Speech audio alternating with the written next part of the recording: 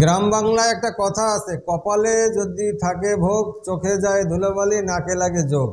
কথাটা আসলে অমূলক নয়। আমি আগে এটা কথাটা গুরুত্ব দিতাম না, এখন দেখি কথাটা আসলেই ঠিক। অনেক লোক আছে কোনো অন্যায় করে নাই, অকাজ করে নাই, কিন্তু তাদের নামে আপনার সমস্যা সৃষ্টি হয়েছে, তারা শাস্তি পাচ্ছে। এই কথাগুলো বললাম এই কারণে, আমার জানা কর্মজীবনে আমি প্রায় দেখেছি যে অনেক সাক্ষী দলিলে তারা খামাখা আদালতের দ্বারস্থ হচ্ছে। তারা জানেও না এর বিষয়ে কিছু। ব্যাপারটা এরকম যে আমাদের দেশে প্রায় কবলা দলিল হয়, সেই দলিলে লেখক এবং বিক্রেতা, ক্রেতা, লেখক এবং ক্রেতা মিলে এই ভুলটা করে যে সাক্ষী পাচ্ছে না কেউ রে, অমুক আসার কথা ছিল আসে নাই, তো সাক্ষীটাই দিয়ে দেয় অমুকরে। এটা মানে মন করা একটা সাক্ষী দিয়ে দেয়। মনে করেন যে কলিমুদ্দি, পিতা সলিমুদ্দি, মা নেসারুদ্দি, এই জন্ম তারিখে ঠিকানায় দিয়ে দেয়, ওই নিজেরাই সাক্ষীটা দিয়ে দেয়। তো এরকম করতে যায়, ওই সত্যি যে কাল্পনিক নামে যার সাক্ষী হয়ে গেছে, আল্লাহ না করুক এই দলিল যদি কোনদিন আদালতে করায়, তাহলে ওই সাক্ষীরে কল করে। তো সেই সাক্ষী দেখা গেল কি সত্যি ওই কল্পনায় লোকেরটা বাস্তবে আছে, তারে ধরে এনে আদালতে আনবে। সে তো ঘোড়ার ডিমে আগামাতা কিছু জানবে না, কি সাক্ষী দেবে, এই জমি সম্পর্কে সে কি বলবে। এই গেল এক ধরনের ভুল করে লেখক এবং ক্রেতারা।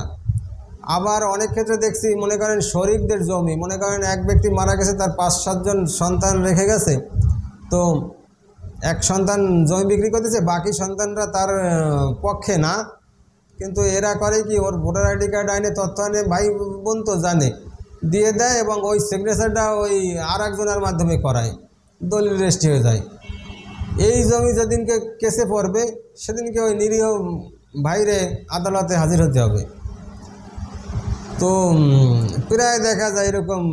মনে করেন একদিনকে দেখছি এক লোকের নামে আপনার সাক্ষীর ঘরে না তার নাম টাম লেখা হয়েছে, কিন্তু সে আসেন নাই, আর একজনে সই করে দিছে। এখন ওই দলিল যদি আল্লাহ না করে আদালতে গড়াইতেও পারে, তখন কি হবে? তখন এই বেচারা খাইলো না, শুইলো না, পড়লো না, কাঠগড়ায় তার দাঁড়াইতে হবে। কতদিন যে দৌড়াইতে হবে সাক্ষীর এই কেসে, নিজের গাড়ির পয়সা, নিজের পরিশ্রম করবে, সব কিছু নিজের, কেউ চারে না তার হেল্প করবে না। আমি অনেক সাক্ষীরে দেখছি, দলিলে সাক্ষী দিছে, পরবর্তীতে আদালতে গেছে, গাটির খাইয়া তার ওই হাজিরা দিতে হয় বিভিন্ন ইয়েতে, ক্রেতা বিক্রেতা চাইরে না উতারে দেয় না। এরকম আমি বহু দেখছি।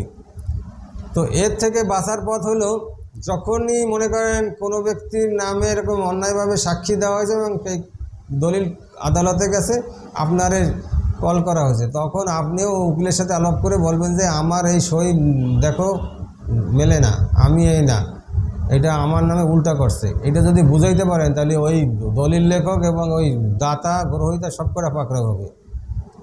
তো আশা করি বিষয়টা বুঝছেন। যারা লেখক আছেন, যারা বিক্রেতা ক্রেতা আছেন, এরা কাউরে অন্যায়ভাবে সাক্ষী রাখবেন না, আর অন্যায়ভাবে কারোর নাম লিখবেন না। আবার যারা এই বিপদে পড়বেন, তারাও যদি সত্যিকারভাবে মানে এর যাচাই বাছাই করতে পারেন যে আমি এই সাক্ষী ছিলাম না, তখন উল্টা ওরা ক্ষতিগ্রস্ত হবে। মোট কথা, অন্যায়ভাবে কেউ অবর্তমানে কেউ সাক্ষী বানাবেন না।